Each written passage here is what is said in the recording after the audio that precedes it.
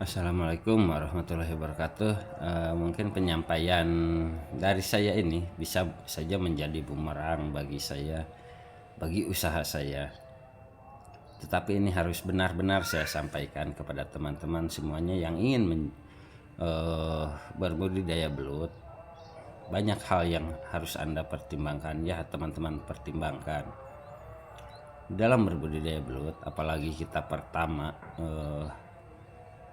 kita niatkan semuanya itu untuk belajar.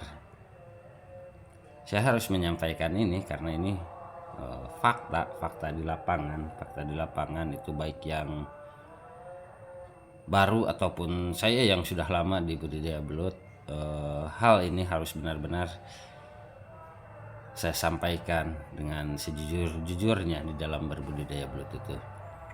Jadi teman-teman jangan berpikiran, ini saya harus pahit ngomongnya, teman-teman jangan berpikiran bahwa apabila teman-teman berbudidaya belut nanti akan menghasilkan dan akan menjadi usaha.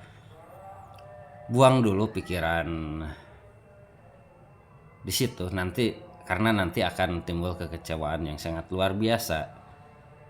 Jadi difokuskan kita itu budidaya itu belajar. Tahap pertama ini untuk pembelajaran, karena mayoritas 99% di budidaya belut itu gagal. Saya harus menyampaikan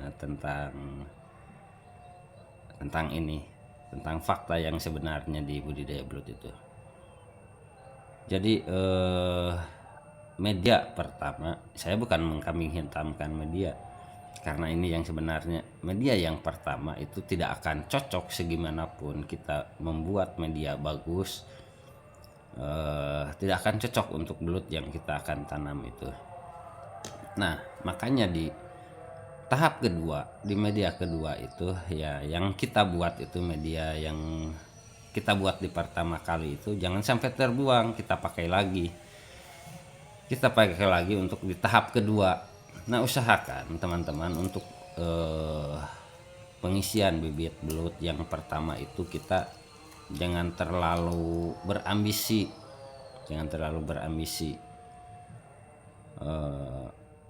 Hal-hal yang harus teman-teman lakukan di dalam berbudidaya belut itu untuk meminimalisir kegagalan itu, ya kita harus sering-sering bertanya atau sharing sama yang benar-benar berbudidaya belut itu untuk meminimalisir kegagalan totalnya itu.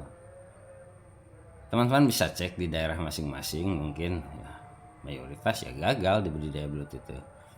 Banyak faktornya, bukan hanya dari media, dari tingkat adaptasi bibit belut juga sangat berpengaruh ke perkembangan si belut itu sendiri. Terus dari perbedaan suhu, perbedaan segala macam, dari pH air juga itu sangat berpengaruh ke budidaya belut itu.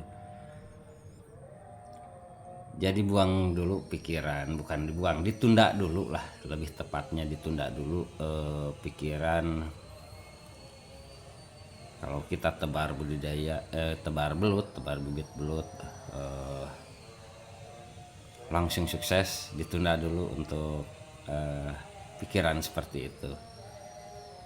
Tetap media pertama itu segimanapun bagus tetap tidak akan cocok. Cuman setidaknya gitu, kalau kita medianya sudah benar-benar dengan standar budidaya belut, ya insya Allah gitu tidak akan terlalu parah. Dan intinya dekatin yang benar-benar peternak belut, bukan berarti saya, banyak peternak belut yang sudah lama itu. Terus gali apa rahasianya, pasti ada rahasianya itu di budidaya belut itu. Nah ini sebagian dari rahasia yang saya sampaikan ya di dalam berbudidaya belut itu, bahwa media pertama itu ya akan sangat tidak cocok dengan belut yang akan kita tanam di tempat itu, karena diadaptasinya itu tidak akan sempurna. Bagi saya juga ini sebuah ya bisa menjadi goncangan batin juga buat saya, baik bagi para peternak lain. Ini bisa menjadi perang batin buat saya juga. dikala pemesanan bibit banyak. Ya kalau saya gitu, kalau saya tidak memikirkan berbagai macam hal tentang keluarga saya, anak istri saya, bisa saja saya juga menerima semua orderan. Belut lagi banyak-banyaknya sekarang di alam itu, bisa saja menjual belutnya hasil tangkapan alam diakui budidaya, bisa saja. Ini yang menjadi perang batin para penjual bibit itu di situ, yaitu ada yang kuat, ada yang tidak. Saya juga tidak merendahkan yang tidak kuat, saya juga tidak menyanjung yang konsisten, tidak. Saya juga cuman itu berbalik lagi kepada para penjual bibit lagi, karena di samping itu keuntungannya itu cukup lumayan menggiurkannya. Ya kita misalnya beli bibit aja di harga 40.000 atau 30.000 belut tangkapan alam, kita akui budidaya itu minimal ini harga termurah saja 100.000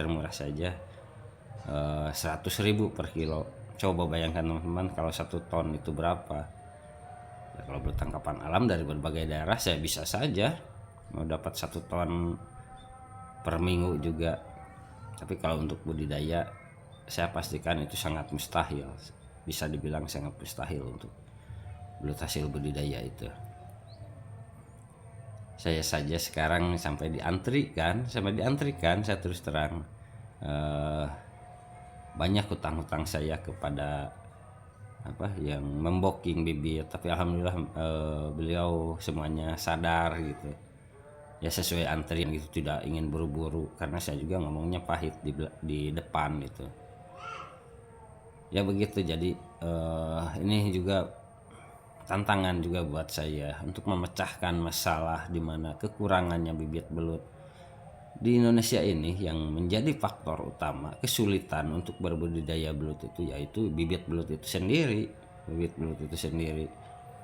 Kalau masalah media ya, kalau kita pertama kita sabar, terus media tahap keduanya kita perbaiki lagi, insya Allah ada perkembangan. Tetapi ya saya tidak berani menjamin itu 100% akan maksimal tetap, meskipun media sudah bertahun-tahun seperti kemarin saya ini ada saja kegagalan. Jadi tidak ada di budidaya belut itu suhu atau master itu cuman gelar-gelar yang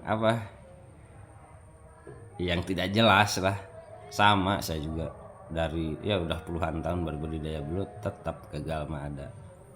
Nah maka dari itu teman-teman, untuk mengantisipasi lah kekecewaan, sudah pasti kecewaannya itu berat, apalagi yang modal besar ya sudah pasti kecewa.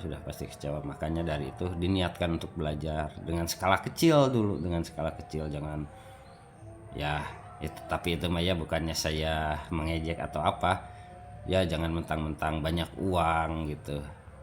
Nanti kalau mau benar-benar berbudidaya belut, setelah kita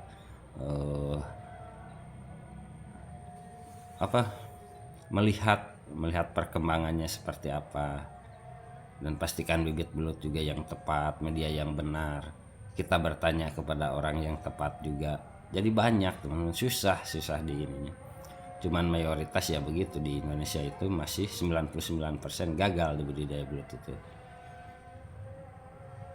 Ya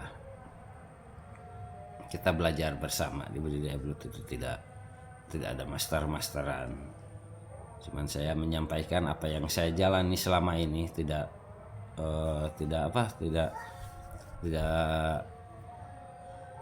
menjiplak atau meniru orang lain. Saya itu hanya menyampaikan apa yang saya alami saja di dalam budidaya belut itu. Nah begitu teman-teman penjelasan, mungkin ini bisa menjadi wah ternyata kata Kang Ujang juga budidaya belut itu 99% gagal. Nah itu kembali lagi kepada teman-teman masing-masing. Ini saya hanya menyampaikan apa yang menjadi sebenarnya di dalam budidaya belut itu, bahwa tidak semudah yang dibayangkan budidaya belut itu. Kesabaran itu nomor 1, kita harus benar-benar sabar ya. Intinya kita harus sering sharing dan apa, sering bertanya lah serewel mungkin kepada peternak belut yang benar-benar, tapi banyak kan yang mengaku-ngaku bisa berbudidaya belut, tapi saya juga tidak mengklaim saya paham, saya benar. Tidak banyak gitu oknum-oknum yang seperti itu, yang mengaku mahir berbudidaya belut, tapi ya kenyataannya dia sendiri pun tidak berbudidaya. Itu hanya teori. Nah begitu teman-teman, mungkin penyampaian dari saya itu. Mungkin ini perlu digali lagi omongan saya maksudnya ke arah mana. Ya teman-teman lah lebih pintar, lebih paham. Kalau saya mah apa, cuman keluaran SMP. Siap. Wassalamualaikum warahmatullahi wabarakatuh.